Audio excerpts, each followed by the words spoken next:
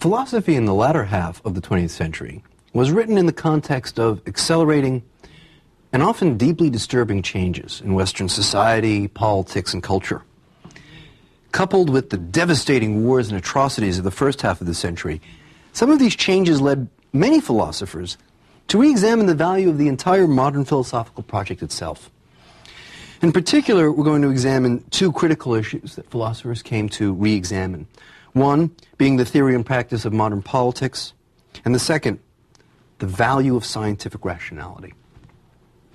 But first, let's begin by examining some of the historical developments and changes that set the context for this reevaluation. These are changes that produced no small amount of anxiety, as well as a growing awareness of the very fractures and contradictions within the project of modernity itself. And in particular, we're going to look at these changes in three realms: the realms of politics, of the economy, and of the culture and realm of information. First, in the realm of politics. Coming hard on the heels of the Second World War, the very heart of Europe was divided by a new bipolar schism between two geopolitical and ideological superpowers, the United States and the Soviet Union, who fought a Cold War. Both parties in the Cold War drew on a cultural and intellectual tradition of modern enlightened rationalism.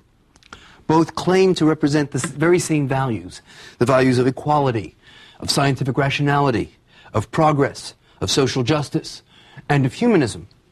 And in this way, the struggle between two such strong foes fighting for the same terrain made many people think that perhaps those values were not as clear and univocal in their implications as had previously been thought.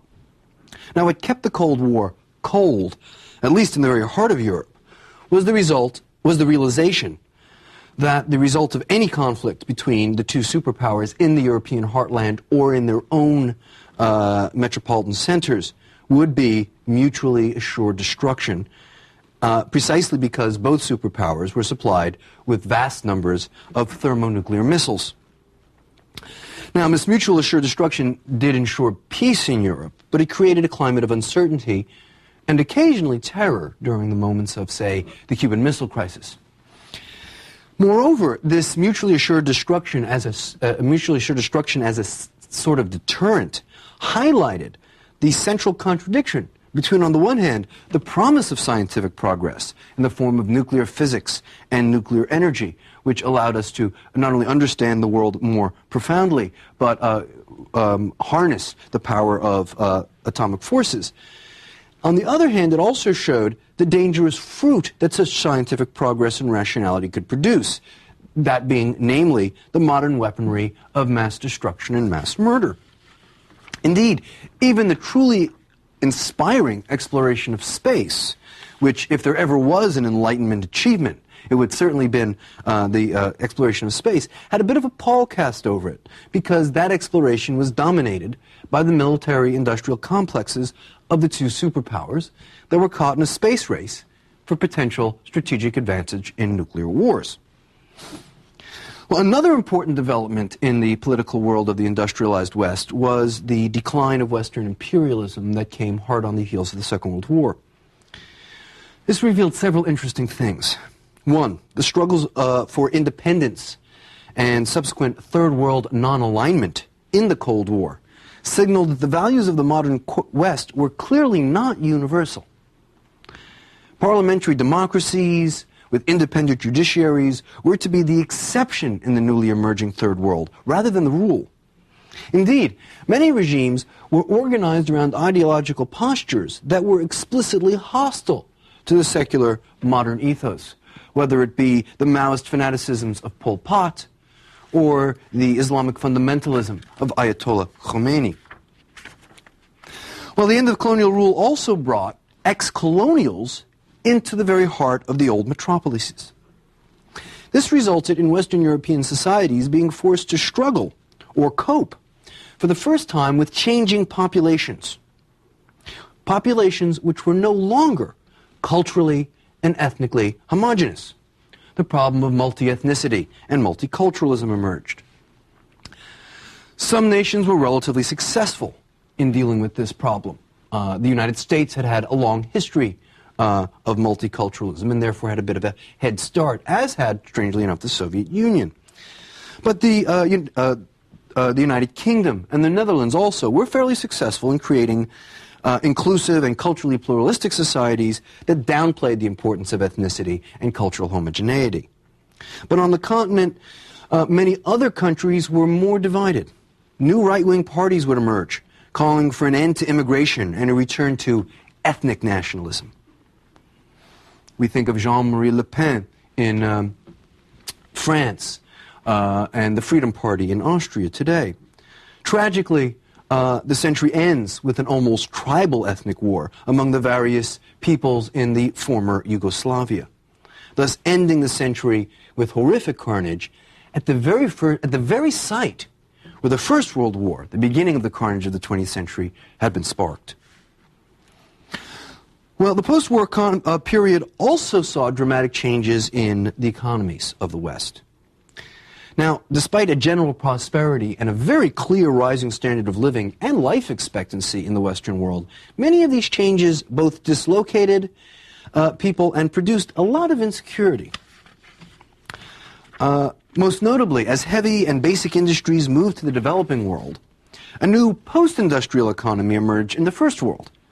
An increasing part of these nations' GDPs became involved in information, service, and financial industries.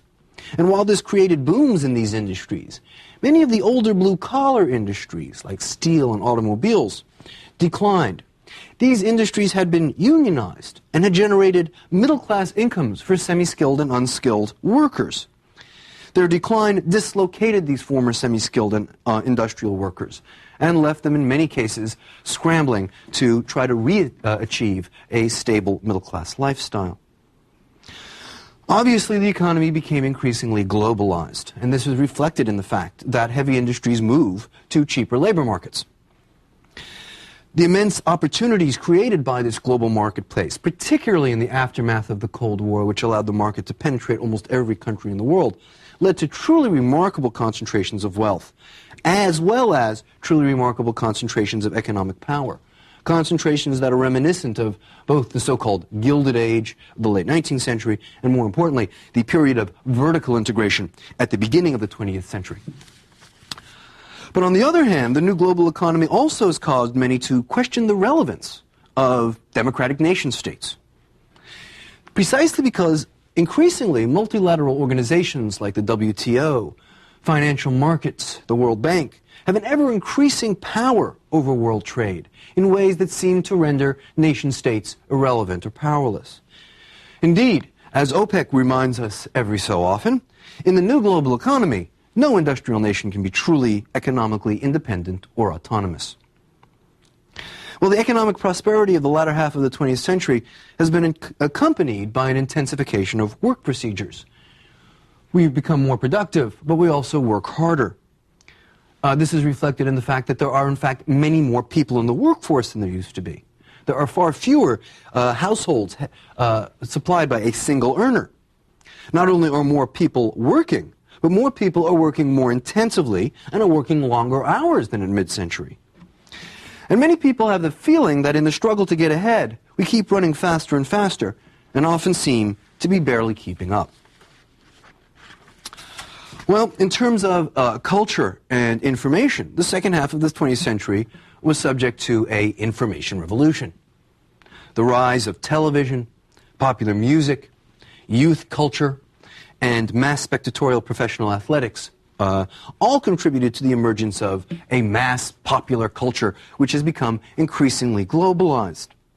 Now, on the one hand, this culture offered entertainment opportunities and venues for popular expression to segments of the population that had limited cultural resources before. It also brought the world together in sharing in spectatorial events and mass entertainments. But on the other hand, this culture tended to promote hedonism, narcissism, and consumerism. It was, after all, an industry. What some saw as the harmless fun and entertainment, others see as debasing and as what they call a dumbing down of cultural norms. The development of the high-speed digital computer and, subsequent to it, the Internet revolution quickened the pace of global communications, and for those that are wired to the information superhighway, democratized access to information. But on the other hand, the cyber age has also been charged with fostering a depersonalized mode of interaction, a sense of alienation, a growing feeling of information overload, and perhaps most troublingly, a widening social and economic rift between information haves and have-nots. Well, both the computing revolution and a dramatic expansion of academia in the post-war period have resulted in a profusion of high cultural research and work. On the one hand, this has resulted in a dramatic explosion of scientific and humanistic knowledge, an explosion at an ever-increasing and accelerating rate. But on the other hand, this has also resulted in a growing specialization, not only within fields and disciplines, but within subfields as well. And this has produced a sense of cultural fragmentation. And the fear that, and this is particularly, I think, strong in the humanities and social sciences, that we are, in fact, learning more and more about less and less, that our understanding of the world is increasingly fragmented, that it is impossible to get a sense of the whole. Scientific and technological advance continues to accelerate, generating both hope and fear. Particularly dramatic in the closing decades of the 20th century were advances in molecular biology and genetics, resulting in the Human Genome Project at the end of the century. This project exemplifies the fundamental tension or problematic of modern scientific progress and rationality. On the one hand, mapping the human genome holds the promise of an entirely new and far more powerful scientific medicine, a medicine that can dramatically increase longevity and treat hitherto incurable conditions. But on the other hand, it also opens the dark prospect of a genetically engineered brave new world. Well, it was these unsettling changes, when coupled with the transformations and crises of the previous 50 years, that led many philosophers to re-examine the entire project of modernity itself, a project that really starts with the Enlightenment. And in some ways, we can see the latter half of the 20th century as placing both modernity and the Enlightenment on trial. In particular, philosophers focused on two critical issues, both inherited from the Enlightenment. One issue is the practice and theory of modern politics, and the other would be the ideal of objective scientific rationality and progress. Well, let's begin first with the problem of politics. In its assault on tradition and the old aristocratic monarchical regime, the Ancien Régime, the Enlightenment had argued for a new scientific politics, a politics that would be based on rational demonstration and cross-historical research. Such a politics and study would uncover self-evident truths, principles, and values. These were subsequently used to legitimate and support the liberal democratic reforms and revolutions of the 18th and 19th centuries. Reforms that resulted in a legally sovereign state, a state that was organized around a parliament that held sovereignty, and whose function was to ensure the rights and properties of individuals. But the 20th century saw the rise of an activist state, a state whose power was not necessarily in the legislature, but rather in the executive, a state that was administrative, whose social welfare policies traded in entitlements rather than natural rights, and where real power often resided in a bureaucratic officialdom rather than in a traditional elected legislature. So the problem for political theorists was what to make of, how to react to this divergence between Enlightenment theories of liberal parliamentarism and the current practices of social democracy that had evolved from those earlier systems and theories. And we can mark three strategies. The first strategy I call the liberal strategy. And it has been to try to reconcile theory and practice by showing the fundamental affinity between social democracy on the one hand and enlightened modern political theory on the other. John Rawls has fused social contractarianism with Kantian universalism. And he's done this to try to generate a theory of social justice that both fulfills the Enlightenment ideal of a rational scientific politics, including, incidentally, an appreciation for individual liberty in keeping with the conceptions of the Enlightenment, while on the other hand, allowing for an activist state, a state that will intervene to ensure the welfare of all of its citizens. Indeed, the imprint of the Enlightenment is all over Rawls' defense of social democracy. We can see it in his invocation of the French revolutionary ideals of liberty, equality, and fraternity. We can see it in his faith in the univocal power of reason, which shows up in his belief that in the original position, his version of the social contract, where we have no knowledge of our future interests and are therefore dispassionate, we will be purely rational, and reason itself will generate consensus and agreement. That reason is, in this sense, univocal. Jürgen Habermas is another, in this sense, liberal, who seeks to ground social democratic practice in enlightened modern ideals. But rather than invoke social contractarianism, Habermas invokes what he calls an ideal speech situation, which is to say, he argues that there are immanent values in communicative action itself, and that once they are examined, those ideals, one can educe a set of values which can inform social democracy. Again, like Rawls, Habermas shares the Enlightenment faith in the univocality of reason and rationality. He too believes that if we could eliminate the ideological distortions that affect our speech, if we could eliminate mass media communication, if we could eliminate propaganda, the result would be a dispassionate, discursive situation which would be purely rational and therefore produce consensus and understanding. I mention this as an Enlightenment faith because other figures of the period like Foucault, who do not share the Enlightenment ideals, would see that communicative action is not at all about creating consensus and understanding. It's about domination, power, and manipulation. Okay, let's turn to another strategy. There has been a conservative strategy as well in dealing with this disjuncture between enlightened ideals and modern practice. And that has been, instead of trying to reconcile the two, to acknowledge that they really are in contradiction to one another. The ideals of enlightened political theory and current social democratic practice simply can't be squared. And the point for the conservatives is to reject the latter, social democracy, in favor of those Enlightenment ideals. Friedrich Hayek, in his critique of central planning and his defense of what he called undesigned institutions, stressed the fundamental irrationality and lack of adequate knowledge when activist states attempt to manipulate and intrude in the economy. According to Hayek, only free markets can successfully incorporate the scattered knowledge which is found in various pockets of society. Moreover, free markets themselves can only exist with the rule of law. The rule of law being and meaning legislative and judicial sovereignty rather than bureaucratic and regulatory power. And moreover, only laws which give us equal protection, regardless of our social circumstance, and also restrain the state as well as its citizens, can produce the freedom which is necessary for free markets and an enlightened life. Robert Nozick, I should say, shows that our notion of fundamental rights is fundamentally incompatible with many of our social democratic practices.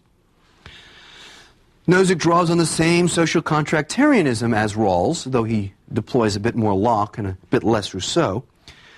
But Nozick argues that the only legitimate form of a state that would compensate us for our loss of natural liberty would not be a social democratic welfare state, which Rawls calls for, but rather a libertarian night watchman state, what Carlyle called anarchy with a street constable. By grounding property rights in the labor of individuals, Rawls reiterates the Enlightenment arguments that the forced redistribution of wealth, which we practice through taxation and transfer payments, is a form, in fact, of political forced labor, what the American revolutionaries called slavery or political slavery. Well, there's been a third strategy in dealing with this disjuncture between Enlightenment theory and modern political practice, and that is a radical strategy that has argued that in some sense Enlightenment theories are completely irrelevant. Rorty does this by arguing that social democracy doesn't really need philosophical grounding at all. You defend contemporary social democracy by comparing it to all of the other options. And once one sees all the other options, one realizes this is the best form of life. And this is quite similar to Winston Churchill's defense of democracy. Democracy is the worst form of government except for all of the others. Moreover, Rorty believes that if social democracy did require a philosophical foundation, enlightened scientism, its narrow rationalism, would be the wrong basis. One would be much better opting for romantic utopianism, which is a far more compatible high cultural tradition for our modern social democratic aspirations. By way of contrast, the late Alvin Gouldner argued that what was really critical to modern political theory and practice was not so much the peculiarities of Enlightenment political doctrines, the notions of natural rights or social contracts, but rather something even deeper and more profound, the culture of critical discourse and rationality that underlay such doctrines. A culture which expressed the emerging class consciousness of a new class of technical intelligentsia and humanistic intellectuals.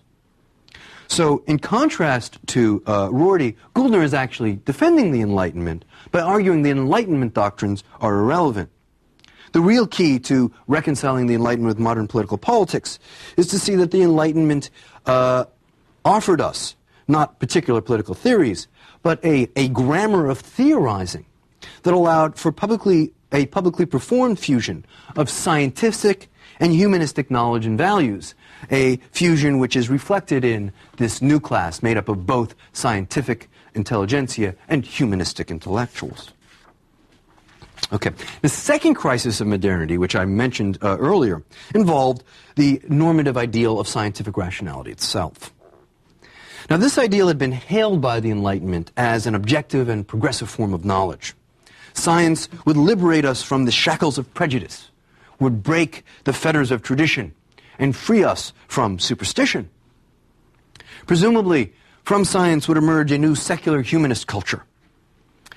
A secular humanist culture that would be not only free of prejudice, tradition, and superstition, but more coherent and consensual than the older tradition-based cultures.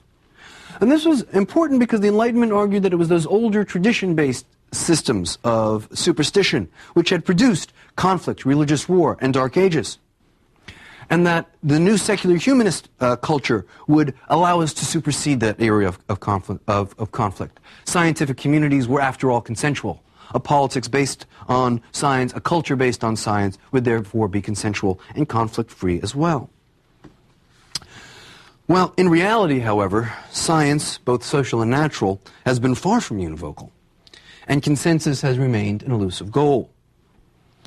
Nor have prejudice and conflict been entirely banished. Indeed, in many cases, science has been used to legitimate ideological fanaticisms and atrocities, and as scientific rationality has been deployed in pursuit of barbarous ends. We can think of the popular eugenics of the early 20th century and the way it resulted ultimately in the practice of genocide in the Second World War. We can think of the extreme claims for social science among certain Bolsheviks, which resulted in the totalitarian despotism of the Soviet Union and current China. Well, this has led many philosophers to re-examine whether scientific rationality has lived up to its Enlightenment billing, whether it is, in fact, and ought be, the normative ideal for our culture. Well, Karl Popper was an important defender, a champion of scientific rationality, and with it, the secular, pluralistic, enlightened ideals that are associated with it. While he denied the possibility of scientific certitude, he did stress the probabilistic and rational grounds for belief in scientific theories which were, in principle, falsifiable, that deductive hypothetical theories could be contradicted by experience. To the extent that they have not yet been contradicted, we therefore have probabilistic and rational grounds to believe in them. Popper stressed the intersubjective nature of scientific observation and criticism. And this intersubjectivity is clearly redolent of the Enlightenment quest for objectivity and for intellectual community and consensus. This is also reflected in his rejection of relativism. We all can observe the same phenomena and reach and test the same hypotheses. But by way of contrast, Thomas Kuhn rejected the traditional cumulative image of science. Instead, he embraced a conjunctural interpretation of science, which argued that scientific progress happens through scientific revolutions. In this view, scientific progress is, in fact, fairly messy business, based rather than on consensus, on bitter conflicts between scientific worldviews or paradigms, conflicts that were often no holds barred and fundamentally irreconcilable. So where Popper's philosophy of science had taken an epistemological point of view, Kuhn's historically nuanced view drew on the sociology of academic knowledge. Well, Willard Quine offered a more broad base, if less strident defense of scientific rationality than Popper. Unlike the logical empiricist Popper, Quine's ontological relativity did acknowledge that even scientific reference could go inscrutable every so often, and therefore relative now and again, much in keeping with the finding of Kuhn's. Yet his underlying pragmatic insistence on linguistic holism and naturalism resulted in a project, epistemology naturalized, that sought to subsume traditional theory of knowledge within an idiom made up of bits of psychology and evolutionary biology. His core philosophical project, then, is in keeping with the Enlightenment's ideal of science as the highest form of human knowledge. And indeed, his defense of common sense is based on his understanding of common sense as a kind of unreflective and unself-conscious science. Even his invocation of simplicity as a fundamental criteria of theoretical choice is grounded in Darwinian convictions, as is his analysis of family resemblance. On the other hand, Richard Rorty has deployed Quinean pragmatism to argue against Enlightenment scientism. Rorty has claimed that the most interesting developments in 20th century culture have not been in the sciences, but in the humanities and humanistic disciplines. For him, it's Freudian psychology and literary criticism that have been far more edifying and practically liberating than quantum physics or fractal geometry. Well, Jacques Derrida has rejected the Enlightenment and its cult of modern scientific rationality. He argues this is just another form of traditional philosophic logocentrism. Logocentrism is based on the invidious binary distinctions between a philosophically privileged higher realm and the materially based lower. Derrida seeks to deconstruct such culturally imposed distinctions by embracing the culturally marginal and denying the existence of any pre-existing norms, fixed truths, or pure methods and logics. Heralding a new postmodern worldview, Derrida rejects the modern goals of certainty and rationality, arguing instead for the high cultural free play of meaning and the Nietzschean embrace of chaotic becoming and appearance. Unfortunately, it was precisely such free play of irrational becoming and appearance that led his intellectual forebears, Martin Heidegger and Paul de Man, to collaborate quite willingly with the Nazis during the Second World War. Derrida fails to tell us why, if one view is as central as another, and none are to be privileged over another, why anyone would choose to adopt his stance, since it's both dreary and associated with no small amount of obscurantism, irresponsibility, and general historical nastiness. Alasdair MacIntyre represents a newly emerging right-wing form of postmodernism. Like Derrida, MacIntyre rejects the Enlightenment's cult of scientific rationality, in particular, its assault on tradition. Modernity's fact-value distinction, inherited from the Enlightenment, has made moral debate irresolvable and fostered a culture of moral relativism. And the result is not pluralism and tolerance, but intensified conflict, precisely because there is no common ground in issues like, say, the question of abortion. There is a very quick and easy disposition to move towards the building of firebombs. Well, MacIntyre rejects the modern inheritance of enlightened rationality as itself incoherent and self-contradictory. The modern critique of tradition as irrational is itself a tradition, albeit a modern one, and therefore would presumably have to be itself irrational. Similarly, the Enlightenment's critique of prejudice was based on an unreflective animosity, not based on a careful study of such prejudices, and therefore it itself is prejudiced.